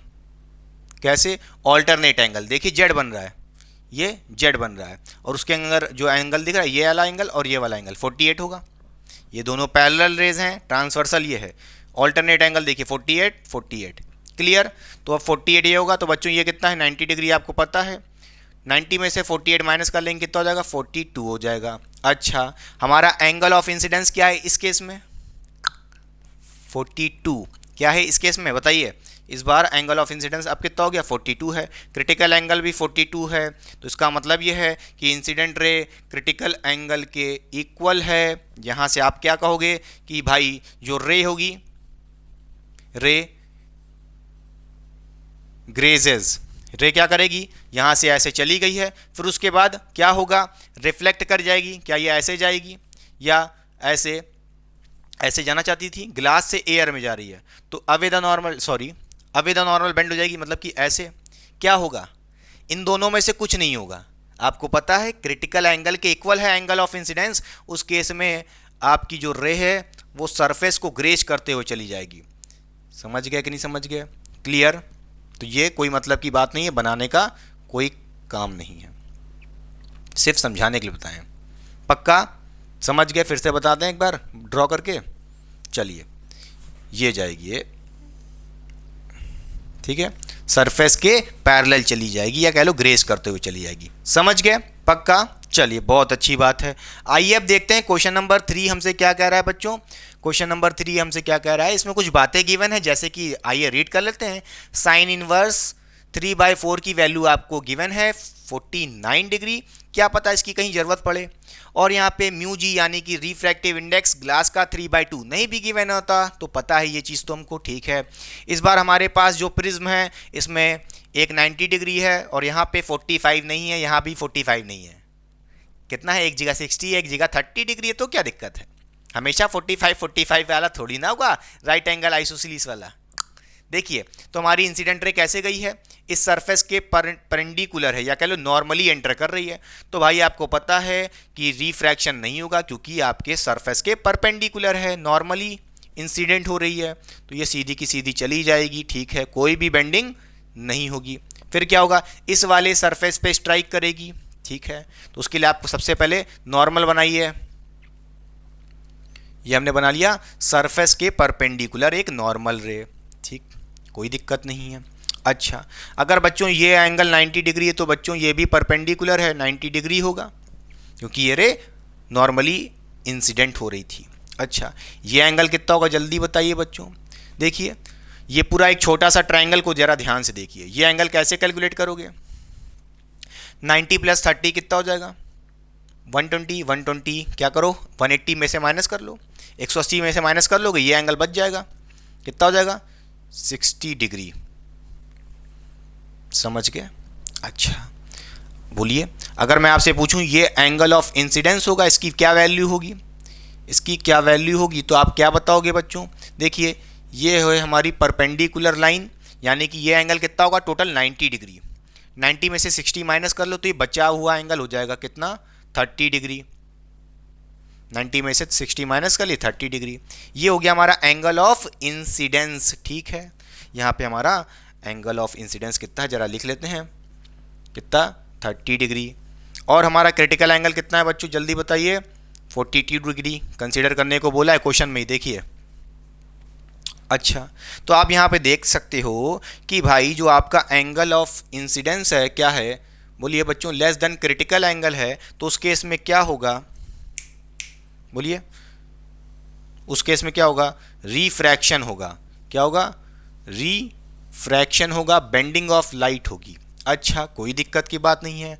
इसका मतलब ये है कि ये मत कहना कि भाई TIR करा दो, ये मत कहना कि ये इस बार ऐसे सीधी चली जाएगी या सरफेस को ग्रेस करते हुए जाएगी, ऐसे ऐसा कुछ नहीं होगा। क्रिटिकल एंगल से एंगल ऑफ इंसिडेंस कम है तो भैया नॉर्मली जैसे रिफ्रैक्शन होता है बेंडिंग करानी पड़ेगी। देखिए बच्चों, अंदर क्या है, ग्लास है जो कि डेंसर मीडियम है, बाहर एयर है यानी कि रेयरर मीडियम। अब आपको पता है ये रे कैसे जाना चाहती थी, इसका ओरिजिनल पाथ ये होना चाहिए था, मगर कहाँ से जा रही है, डेंसर से रेयरर मीडियम में जा रही है, तो अवे द नॉर्मल बेंडिंग होगी, अवे द नॉर्मल। तो भाई ये इसका ओरिजिनल पाथ है, नॉर्मल से अवे हो गई, अवे, ठीक है। तो ये आपकी रिफ्रैक्टेड रे होगी, ये आपकी रिफ्रैक्टेड रे होगी। ये जो लाइन हम बना रहे हैं ओरिजिनल पाथ ये मिटा देते हैं, ठीक। चलिए, तो ये हमारी एंगल ऑफ रिफ्रैक्शन हो जाएगा जिसको हम स्मॉल r से बोल देते हैं। अच्छा, यहाँ पे स्मॉल r की वैल्यू कैसे कैलकुलेट करोगे ये बताओ, एंगल ऑफ रिफ्रैक्शन कैसे कैलकुलेट करेगा लल्ला। देखिए यहाँ पे आप इस एंगल ऑफ रिफ्रैक्शन, देखिए रे डायग्राम कंप्लीट हो गया, बात खत्म। मगर एंगल ऑफ रिफ्रैक्शन मान लो अगर क्वेश्चन में कह दे निकालने को, नीट में भी क्वेश्चन आ सकता है इस टाइप का, या जेई में भी आ सकता है, तो कैसे कैलकुलेट करोगे, आपको आना चाहिए। तो उसके लिए आप यहाँ पे स्नेल्स लॉ लगा दीजिए। स्नेल्स लॉ ये कहता था कि जहाँ पे आपकी रे प्रेजेंट है वहाँ का एंगल उसको साइन के साथ रख दो, और वहीं का मीडियम का रिफ्रैक्टिव इंडेक्स मल्टीप्लाई करके इसी तरह इक्वल्स टू कर दो दूसरे का। कैसे दे रहा ध्यान से देखिए, अभी ये हमारी रे कहाँ पे है, इस ग्लास के अंदर है, ठीक है, ग्लास के अंदर है। ग्लास का भैया रिफ्रैक्टिव इंडेक्स म्यू जी कितना है, बोलिए 3/2 गिवन है हमको, ठीक है। ग्लास का रिफ्रैक्टिव इंडेक्स, और ग्लास में एंगल ऑफ इंसिडेंस कितना है, ये 30 डिग्री। 60 मत ले लेना भैया, कुछ भी एंगल नहीं लेना, एंगल ऑफ इंसिडेंस देखो ये 30 डिग्री, ठीक है। तो यहाँ से आप कहोगे क्या, क्या कहोगे बोलिए, आप कहोगे mu g into sine 30 is equals to क्या लेना है, ये रे जब बाहर आ गई है, बाहर क्या है बच्चों, एयर है, क्या है, एयर है, तो एयर का रिफ्रैक्टिव इंडेक्स तो पता ही है म्यू ए होता है, और बाहर एंगल क्या बन रहा है, एंगल ऑफ रिफ्रैक्शन, जो एंगल बन रहा है स्मॉल आर, तो उसको क्या लेना आपको, बोलिए म्यू ए, बाहर का रिफ्रैक्टिव इंडेक्स और बाहर एंगल क्या बन रहा है आर, तो आप कहोगे साइन आर, ठीक है, कोई दिक्कत नहीं है। यहां से आप कहोगे म्यू जी की वैल्यू पता है कितनी होती है, 3/2 होती है, इंटू साइन 30 की वैल्यू कितनी होती है, हाफ होती है, कितनी होती है, हाफ होती है। फिर यहाँ से कहोगे म्यू ए यानी कि रिफ्रैक्टिव इंडेक्स 1 है होता है एयर का, रख दिए। यहाँ से कहोगे साइन आर कितना हो जाएगा, जरा ध्यान से देखिए, साइन आर इक्वल्स टू कितना हो जाएगा, 3/4, साइन आर इक्वल्स टू 3/4 हो जाएगा, बड़े आराम से। साइन को नीचे भेज दो, तो यहाँ से आप कहोगे r equals to sine inverse, बोलिए 3/4, ये वैल्यू आ गई है आपकी स्मॉल आर की। यहाँ से आप एंगल ऑफ रिफ्रैक्शन निकाल सकते हो, साइन इनवर्स 3/4 की जो वैल्यू होती है, चाहे कैलकुलेटर जो साइंटिफिक वाले होते हैं उससे इसकी वैल्यू कितनी आती है, इसलिए क्वेश्चन में गिवन था कितना, 49 डिग्री, कितना 49 डिग्री। इसका मतलब ये है ये एंगल ऑफ रिफ्रैक्शन कितना होगा बच्चों, 49 डिग्री। क्या ये बात समझ में आई कि नहीं, क्या ये स्नेल्स लॉ लगाना समझ में आया कि नहीं, कुछ नहीं करना स्नेल्स लॉ लगाने के लिए भाई, इंसिडेंट रे यहाँ पे इसके ग्लास के अंदर थी, उसमें एंगल कितना बन रहा है 30 डिग्री, तो साइन 30 रखे, उसको मल्टीप्लाई रखे उस मीडियम का रिफ्रैक्टिव इंडेक्स यानी कि म्यू जी इक्वल्स टू कर देंगे, जिस मीडियम में चली गई उस मीडियम में एंगल कितना बन रहा है आर, तो साइन आर को मल्टीप्लाई किए उस मीडियम का रिफ्रैक्टिव इंडेक्स यानी कि म्यू ए। क्लियर, लगा दिए, बात खत्म। तो ये था क्वेश्चन, साइड हो रहा है, पहले कॉपी करिए। तो आइए बच्चों चलिए पढ़ते हैं टोटल इंटरनल रिफ्लेक्शन का थर्ड एप्लीकेशन, और वो होता है ऑप्टिकल फाइबर। आइए समझते हैं ऑप्टिकल फाइबर क्या होता है। It is a very thin fibre made up of glass और plastic having a radius of 10⁻⁻6 meter, which is used as a guided medium for transmitting an optical signal from one place to another place। इसका मतलब यह है कि जो optical fibre होता है बहुत ही थिन फाइबर होता है, इतना थिन होता है कि उसकी जो रेडियस होती है 10⁻6 मीटर होती है। और इसका यूज किस लिए होता है, it is used as a guided medium, ये एक मीडियम की तरह एक्ट करता है for transmitting an optical signal from one place to another place. Optical signal का मतलब यह है कि जैसे आपने सुना होगा ऑडियो सिग्नल और वीडियो सिग्नल कैसे एक जगह से दूसरे जगह ट्रैवल करता है, उसके लिए यहाँ पे हमने क्या यूज़ करना होता है, ऑप्टिकल फाइबर। जैसे कई बार आपने जो ईयरफोन्स यूज़ करते हो उसकी जो वायर होती है उसको काट के कभी देखोगे ना, तो उसके अंदर बेटा कोई मेटल का वायर नहीं होता है, ठीक है, ये उसमें ऑप्टिकल फाइबर्स होते हैं। या आप कभी वाईफाई के तार को काट के देखना तो उसमें क्या दिखते हैं, सफ़ेद सफ़ेद बाल जैसे थिन फाइबर्स दिखते हैं, उसी को बोलते हैं ऑप्टिकल फाइबर। उसी का स्ट्रक्चर बहुत जो पतला थिन फाइबर होता है, एक छोटा सा टुकड़ा काट के मैंने उसको यहाँ पे बड़ा सा दिखा दिया है, इसी के अंदर audio signal video signal travel करते हैं। Clear, audio signal video signal यानी कि लाइट सिग्नल भी ट्रैवल कर सकता है, जैसे कोई रे ऑफ लाइट ट्रैवल कर जाए इसके अंदर। क्लियर, अच्छा, ये हमारा मान लीजिए ऑप्टिकल फाइबर होता है। एक्चुअली में कैसा दिखता है आप साइड में देख पा रहे होंगे, मैंने यहाँ पे आपको एक इमेज एडिट करके डाल दी है। क्लियर? अच्छा, आइए देखते हैं कि भाई इसका स्ट्रक्चर क्या होता है। सबसे पहले जो आउटर मोस्ट की कवरिंग होती है इसकी, वो प्लास्टिक की होती है, जो यहाँ पे आप डॉटेड डॉटेड शेडेड वाला देख पा रहे होगे, सबसे आउटर मोस्ट वो रीजन है प्लास्टिक का। उसके अंदर जो लेयर आती है बच्चों, वो किसकी होती है बच्चों? वो होता है क्लैडिंग। इसके प्लास्टिक के अंदर वाली जो लेयर है, जो आप यहाँ पे देख सकते हो, जिसको मैं अगर शेड बनाऊं, ये इसको बोलते हैं क्लैडिंग। क्लियर? इसका रिफ्रैक्टिव इंडेक्स मान लेते हैं μ2 है, जो कि एक रेयरर मीडियम है। अच्छा, क्लैडिंग वाली लेयर के भी अंदर वाला जो लेयर दिख रही है आपको, ये पोर्शन बीच वाला सिलेंडर, ये पूरा, उसको बोल रहे हैं यहाँ पे कोर। इसी के अंदर ऑप्टिकल सिग्नल ट्रैवल करता है, जो कि एक डेंसर मीडियम होता है। उसका रिफ्रैक्टिव इंडेक्स मान लेते हैं μ1। अच्छा, कोई दिक्कत नहीं है। तो अगर भाई कोर हमारा क्या है? डेंसर है, क्लैडिंग हमारा रेयरर मीडियम है, तो आपको पता है μ1 विल बी ग्रेटर देन μ2, क्योंकि रिफ्रैक्टिव इंडेक्स कोर का ज़्यादा होगा क्लैडिंग के कंपैरिजन में, क्योंकि वो डेंसर है। अच्छा, कोई दिक्कत नहीं है, ऐसे समझ लो। अंदर वाली जो लेयर दिख रही है, ये वाली कोर, ये हमारी डेंसर होती है, और इसके जो आउटर वाली है, जिसको मैं यहाँ पे शेड कर रहा हूँ, ये इसको बोलते हैं क्लैडिंग। ये क्या होती है? ये रेयरर होती है। क्लियर? अच्छा, अब मान लीजिए कि अगर मैं आपसे पूछूं भाई यहाँ पे ऑप्टिकल सिग्नल कैसे ट्रैवल करता है, ट्रांसमिट होता है, उसकी वर्किंग कैसे होती है, तो वहाँ पे हमने क्या किया है, यहाँ पे हमने एक इंसिडेंट रे को ट्रैवल करा दिया है from the centre of this cylindrical optical fibre, जो आप देख रहे हो कोर, इसके अंदर ट्रैवल करा दिया है। ये इंसिडेंट रे ऐसे जाना चाहती थी, मगर आपको पता है बाहर क्या होगा बच्चों? एयर है। और ये देखिए, ये जो आपका कोर है, ये क्या है? डेंसर मीडियम है, अंदर वाला डेंसर है। अच्छा, बाहर एयर है, एयर से डेंसर में जा रही है। बोलिए बोलिए बच्चों, ये क्या है? बीच में डेंसर मीडियम है। भाई एयर का मतलब क्या है? रेयरर मीडियम, बाहर। ठीक है, तो रेयरर से डेंसर में जाएगी तो क्या होता है भाई? आप सबसे पहले ये नॉर्मल बना लो, ये हमारी नॉर्मल हो गई। ठीक है, कोई दिक्कत नहीं है, ये हमारी नॉर्मल हो गई।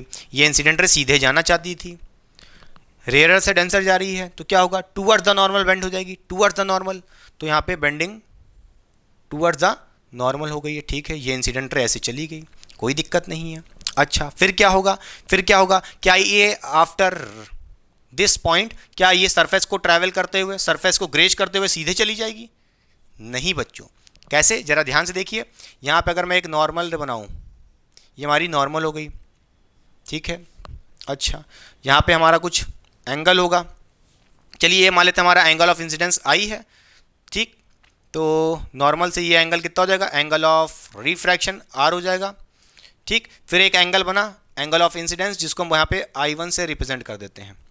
ठीक है, अच्छा, अगर मैं आपसे कहूँ कि भाई जो I1 है, बोलिए angle of incidence I1 is greater than critical angle, इसका कुछ ना कुछ क्रिटिकल एंगल होता होगा, उससे ग्रेटर है हमारा इंसिडेंस एंगल, एंगल आई ग्रेटर है, तो आपको पता है टोटल इंटरनल रिफ्लेक्शन होगा। क्या होगा? टोटल इंटरनल रिफ्लेक्शन TIR होगा।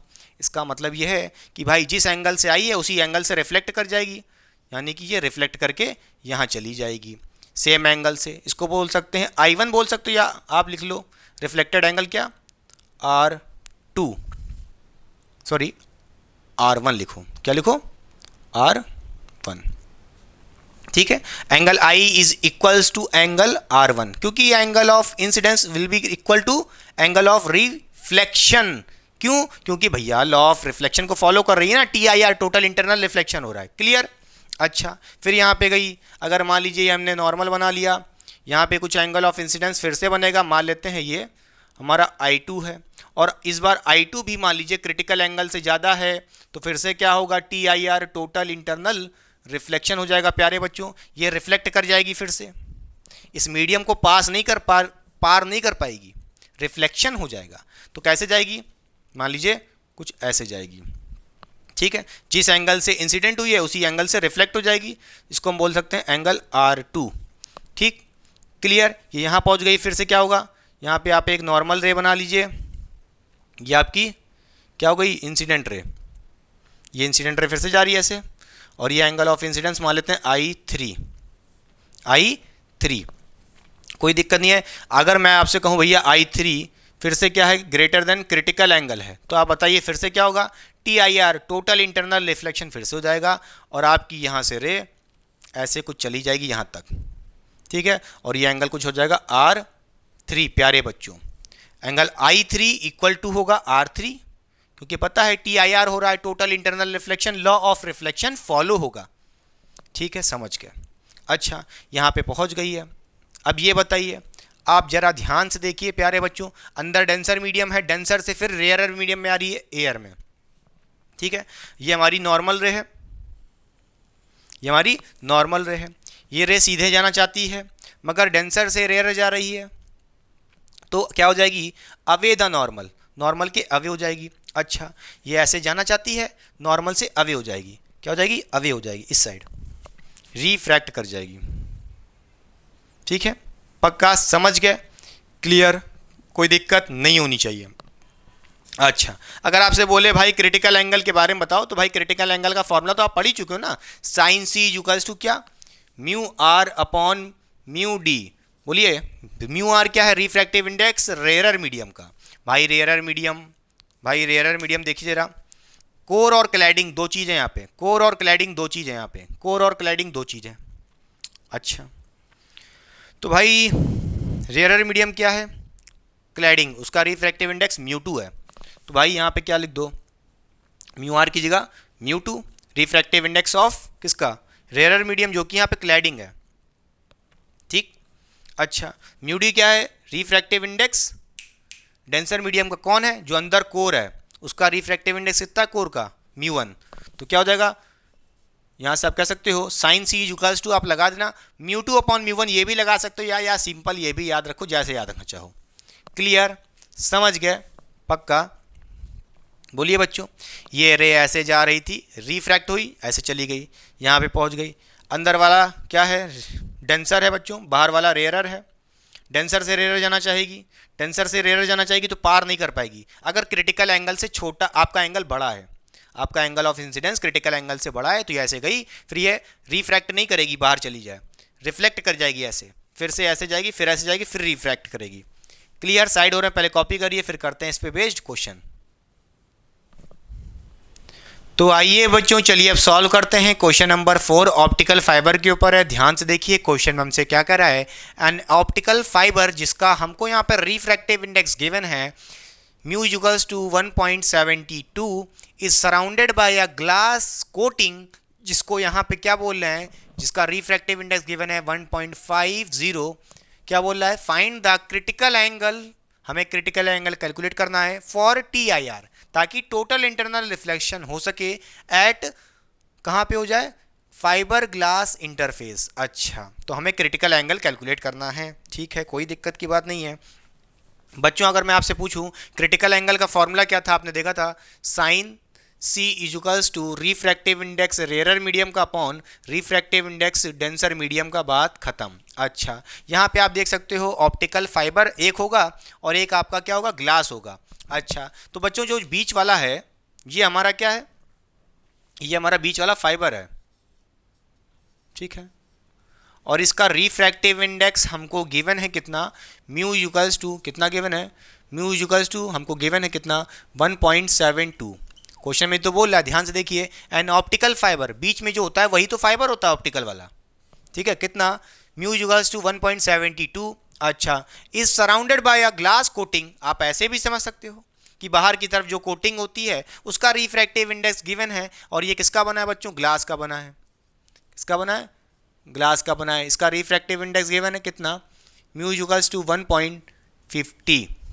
क्लियर, समझ गए। अच्छा, कोई दिक्कत नहीं है, बस यहाँ पे आप क्या करना, refractive index of rarer medium upon refractive index of denser medium. चलिए जल्दी से बताइए, यहाँ से आप कह सकते हो कि भाई mu rarer, refractive index rarer medium. देखिए बच्चों, जो बीच वाला होता था, जो बीच वाला होता था वो क्या होता था, बोलिए, डेंसर होता था। क्या होता था, अरे भाई बीच में जो फाइबर होता था यही तो डेंसर होता है, बोलिए। और जो ये ग्लास वाला होता था ये क्या होता था, रेयरर होता था। याद है कि नहीं याद है, ग्लास जो यहाँ पे दिख रहा है इसी को बोल रहे थे क्लैडिंग, क्या बोले थे, क्लैडिंग, जो कि रेयरर मीडियम होता था, और बीच वाला डेंसर होता था, ठीक है। तो यहाँ से म्यू रेयरर, भाई रिफ्रैक्टिव इंडेक्स रेयरर कौन है, ग्लास का रिफ्रैक्टिव इंडेक्स गिवन है कितना 1.50 clear upon refractive index denser medium का। अच्छा डेंसर कौन है, फाइबर बीच में है जो, उसका रिफ्रैक्टिव इंडेक्स गिवन है 1.72, रख दीजिए यहाँ पे 1.72, बात ख़त्म। यहाँ से आप कह सकते हैं पॉइंट से पॉइंट हट जाएगा, फिर 150 अपॉन बोलिए 172, इसका जो वैल्यू आएगा मैं बता देता हूँ, इसकी जो वैल्यू आएगी वो आएगी बच्चे 0.8 आएगी। कितनी आएगी, 0.8 आएगी। सॉल्व कर लेना यार, कितनी आएगी 0.8 आएगी। यहाँ से बड़े आराम से कैलकुलेट कर सकते हो साइन सी की वैल्यू कितनी आ रही है, बोलिए इक्वल्स टू 0.8 आ रही है। यहाँ से आप सी की वैल्यू भी बड़े आराम से कैलकुलेट कर सकते हो। कैसे भाई, साइन को नीचे भेज दो तो यहाँ कहोगे सी कितना हो जाएगा, सी इक्वल्स टू साइन इनवर्स बोलिए 0.8 आ जाएगा बड़े आराम से। क्लियर। अच्छा चाहे तो आप यहाँ पे इसकी वैल्यू और कैलकुलेट कर सकते हो एंगल के टर्म में, जो कि नहीं पूछेगा, ऑप्शन में गिवन होगा, यही टिक लगा देना, बात खत्म। एंगल के टर्म में होगा तो एंगल तो आपको याद होना ही चाहिए। बोलिए बच्चों, क्लियर हुई बात कि नहीं।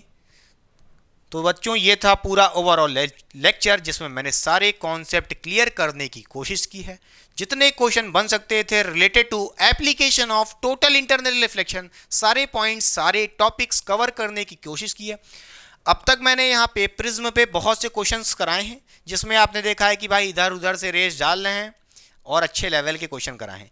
भाई अभी प्रिज्म खत्म नहीं हुआ, प्रिज्म का एक इंडिपेंडेंट लेक्चर भी आएगा जिसमें आपको angle of prism, angle of deviation, उसकी डेरिवेशन वो भी करनी है बच्चों। तो वो लेक्चर हमारा नेक्स्ट होगा, जिसके अंदर TIR टोटल इंटरनल रिफ्लेक्शन के कुछ और अच्छे क्वेश्चन लेके आएंगे रिलेटेड टू प्रिज्म। तो ये तो जो भी आपने क्वेश्चन देखे आज प्रिज्म के ऊपर, भाई वो थोड़े मोड़े अच्छे लेवल के क्वेश्चन थे, और भी अच्छे के आएंगे, अच्छे लेवल मतलब कॉम्पिटिटिव वाले है। ठीक, तो चलिए पढ़ाई करते रहें। All the very best. I hope आपने इस लेक्चर को बहुत ही अच्छे से एंजॉय किया है। Till then tata bye, see you, मिलते हैं नेक्स्ट लेक्चर में, बाय बाय।